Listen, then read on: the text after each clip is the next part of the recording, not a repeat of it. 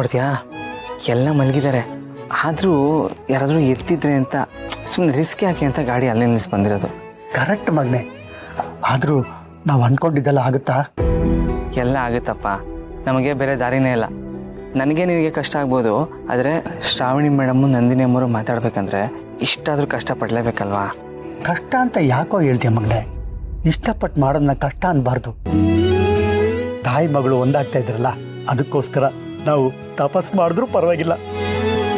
ಆದರೆ ಬೆಳಗಾಗೋದ್ರ ಒಳಗೆ ನಂದಿನಿ ಅಮ್ಮರು ಹೊರಟ್ಬಿಡ್ತಾರಪ್ಪ, ಅದ್ರ ಬಗ್ಗೆ ಏನು ಚಿಂತೆ ಬೇಡ.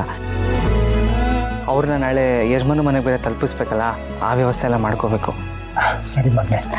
ಸರಿ, ನೀನು ಇಲ್ಲೇರು, ಮೊದಲು ನಾನು ಒಳಗೆ ಹೋಗ್ತೀನಿ, ಆಮೇಲೆ ನೀನು ಬಾ. ಯಾಕಂದರೆ ಕಾಂತ ಮತ್ತು ಪಾಗ್ಲಿಂದ ಬೇತಾಳ ಥರ ನಿಂತಿದ್ರು ನಿಂತಿರ್ಬೋದು. ಆ ಬೇತಾಳ ಕೇಳೋ ಪ್ರಶ್ನೆಗೆ ನನಗಂತೂ ಉತ್ತರ ಕೊಡೋಕ್ಕಾಗಲ್ಲ. ಸರಿಯಪ್ಪ.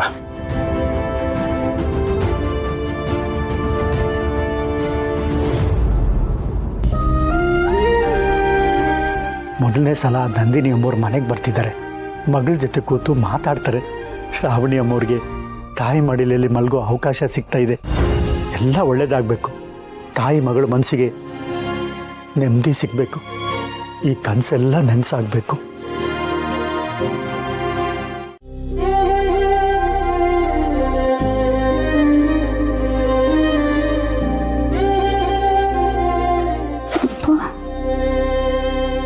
ಅಪ್ಪಂಗೆ ಒಳ್ಳೇದಾಗಬೇಕು. ಅಮ್ಮ ಅಪ್ಪನ ಜೊತೆ ಇರ್ಬೇಕಾಗಿತ್ತು.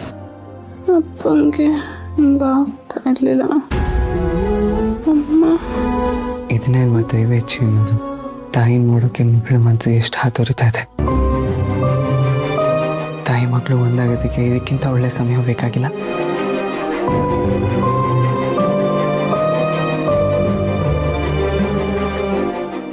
ಏನ್ ಮಗನೆ, ಶ್ರಾವಣಿ ಅಮ್ಮವ್ರು ಮಲಗಿದಾರಾ? ಮಲಗಿದಾರಪ್ಪ, ಮನೇಲಿ ಎಲ್ಲರೂ ಮಲಗಿದ್ದಾರೆ ಅಂತ ಅನ್ಕೋತೀನಿ. ನಂದಿನಿ ಅಮ್ಮವ್ರು ಬರ್ತಾರಂತಾನೆ ವಿಶಾಲನ ಬೇರೆ ಕಡೆ ಮಲಗಿಸಿದ್ದೀನಿ. ಸರಿನಪ್ಪ. ನಂದಿನಿ ಅಮ್ಮರು ಒಂದು 5 ನಿಮಿಷ ಬಂದ್ಬಿಡ್ತಾರೆ. ಹೌದಾ? ಸರಿ ಆಯಿತು, ನಾನು ಒಳಗಡೆ ಹೋಗಿ ಎಲ್ಲ ವ್ಯವಸ್ಥೆ ಮಾಡ್ಕೋತೀನಿ. ನೀನು ನಂದಿನಿ ಅಮ್ಮರು ಬಂದ ತಕ್ಷಣ ಕರ್ಕೊಂಬಂದ್ಬಿಡು. ಮನೇಲಿ ಯಾರಿಗೂ ಗೊತ್ತಾಗ್ಬಾರ್ದು. ಆಯ್ತಪ್ಪ, ನೀವು ಹೋಗು.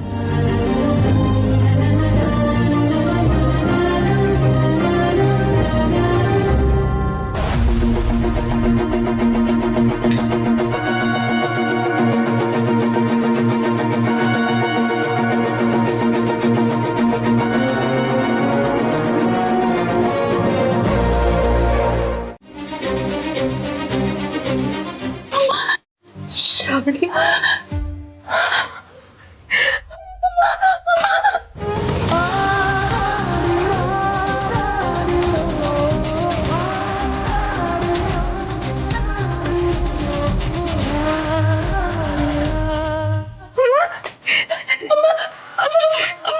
ಇದು ನಿಜವಾಗ್ಲೂ ನೀನೇನಮ್ಮ?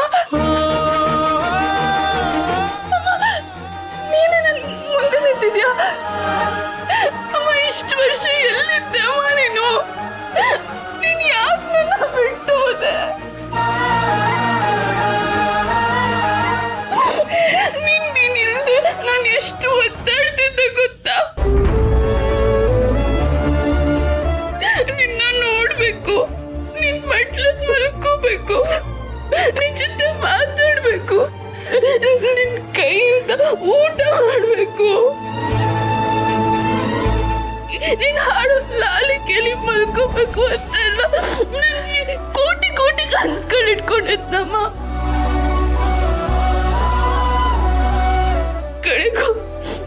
ಕಡೆಗೂ ನೀನ್ ಬಂದ್ಯಾ? ಈಗ್ಲಾದ್ರೂ ನಿನ್ನ ನೋಡ್ಬೇಕು ಅನ್ನಿಸ್ತಾ ನಿನಗೆ? ನನ್ ಜೊತೆ ಮಾತಾಡ್ಬೇಕು ಅಂತ ಅನ್ನಿಸ್ತಾ? ಇಷ್ಟು ವರ್ಷ ನನ್ನ ಬಿಟ್ಟು ಯಾಕಮ್ಮ ಹೋಗಿದ್ದೆ? ನಾನು ನಿನಗೆ ಬೇಡವಾಗಿದ್ನ?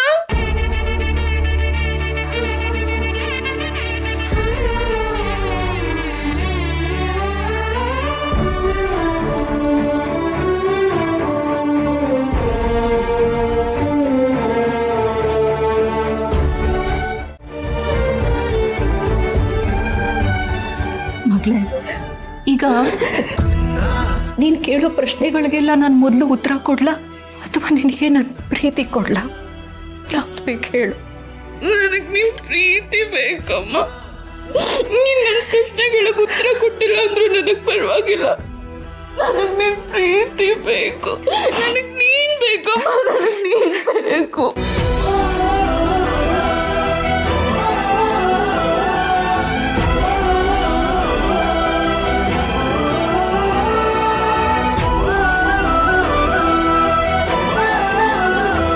ಈಗ ಅಮ್ಮ ಬಂದಾಯ್ತಲ್ಲ, ಇನ್ನು ಯಾಕೆ ಅಳ್ತಾ ಇದೆಯಾ ನೀನು?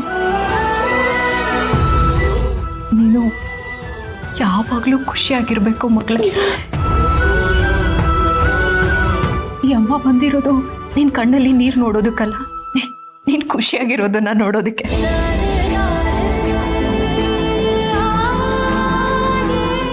ನೋಡು, ಇನ್ ಮುಂದೆ ಈ ಅಮ್ಮ ಯಾವತ್ತೂ ನಿನ್ ಜೊತೆಗೆ ಇರ್ತಾಳೆ, ನಿನ್ನಲ್ಲೇ ಇರ್ತಾಳೆ.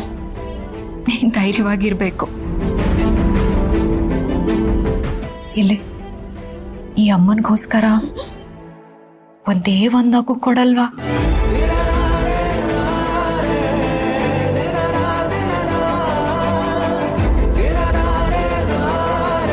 ನನಗೆ ಏನ್ ಮಾತಾಡ್ಬೇಕು ಅಂತಾನೆ ಗೊತ್ತಾಗ್ತಿಲ್ಲ ಅಮ್ಮ.